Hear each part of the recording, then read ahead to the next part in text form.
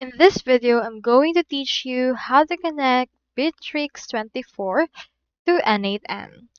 So in order to connect those two together, you need to make sure that you have an account on these two. On your n8n, click on this Get Started for Free in order to create an account, or if you already have one, proceed to click onto this Sign In. Same thing to Bitrix is to just click onto this Start for Free or log in if you already have one. So here is the n8n account that I have created. Let's just wait for this to successfully load. Into my account right here, I can see its actual dashboard. Into this part, let's head over and then input right here some actual integrations. You can do so by doing some integrations right here. You can start from scratch. Let's click on this right here and create a workflow. So for this case, you can see the editor for the n8n itself. Add in here the first step, which is the trigger.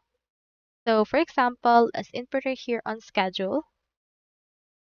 And in here you can see trigger interval per day, minute, and legs.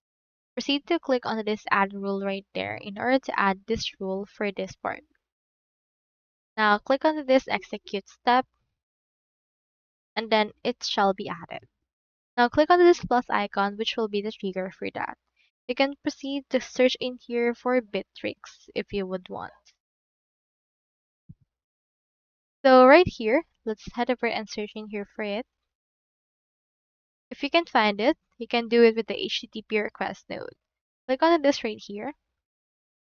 And then after that, you should be able to see this. You can choose right here the method as well as a URL for that. Let's change the URL or let's get it. Input right here the URL for it as well as the authentication for it.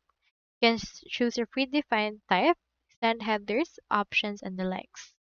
Now, click on this execute step in order to add this HTTP for that, and this will execute the node. And if it's been added, you can find it right here, and those two will be successfully connected. So that's all there is today, and I hope this video helped you out.